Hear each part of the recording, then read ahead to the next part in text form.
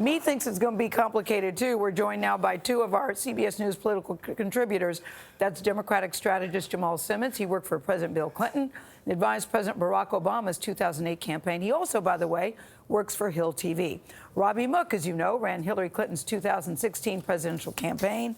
So we brought them here to discuss. Listen, right now it's very crowded at the top, all bunched up. What, if anything, does it say that there is no clear front runner at this stage of the game? Robby, you start us off. I don't think it says anything. This is the whole idea is that Iowa and New Hampshire, we're going to start to winnow this down to three, maybe two people. But the leads seem to keep changing, too. Well, but here's the thing. We tend to fixate on these polls on first, second, third. Yeah. These are all within the margin of error. I know the poll that just came out of CBS. You basically, Biden and Bernie are tied.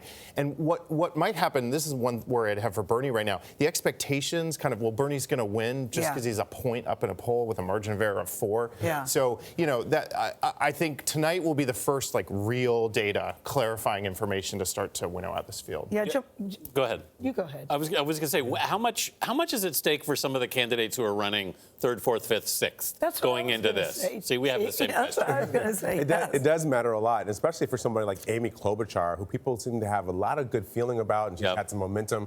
I think her argument's going to be, did she beat expectations? Right? So people see her coming in at 8 or 9% in a lot of these polls. If she pops up into the top 4, and maybe she beats Elizabeth Warren or she rivals Elizabeth Warren, she'll get a closer look. Then she'll get a closer look. It'll help her raise money. It'll help her go forward. I think that order does matter, particularly for somebody like Joe Biden. It can matter because remember this happened in 2008. Not only did Barack Obama win the caucus, Hillary Clinton came in 3rd. That actually was a bigger psychological blow, I think, than Barack Obama even winning. Yeah, I mean, and for Joe Biden, they're saying he could come in 1st, he could come in 4th. There's such a big wide gap there. That's right. Well, it can't be good. Yeah, and it's significant that they're reporting both the vote, so to speak, on those ballots and the delegate count, because to get delegates, you have to get to 15%. So you might have somebody like Amy Klobuchar getting 9% in that first alignment, but no delegates. But I find this transparency actually kind of confusing. I'm not quite sure what message I'm supposed to get out of it. Well, and when we talk about winning, like, it's about messaging, right?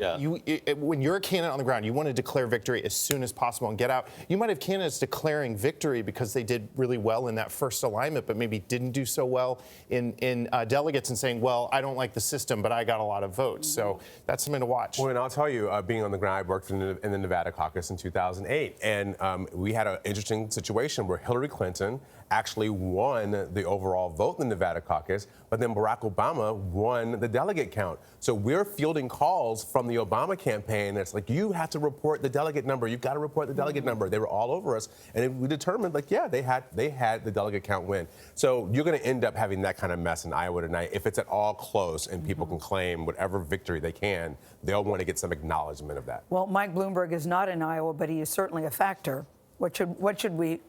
What is your take on how he's playing in this race right now? Well, he's focused on Super Tuesday and on, right? Yes. So in theory, he's out of these first 4 states.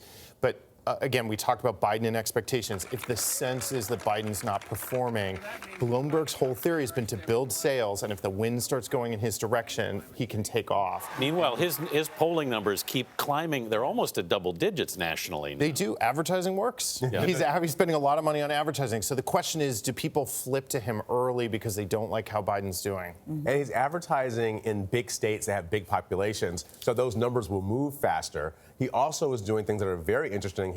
He did a big speech around African-American wealth building that he wants to do. He is targeting communities that should be resistant to him. He's going right at them and trying to convince them that not to be as afraid of him as they might be. And ran a very powerful ad on the Super Bowl last night, too, about gun violence. All right. Well, we'll see what happens tonight, gentlemen. Thank you. Robby Mook, Jamal Simmons, thank you both.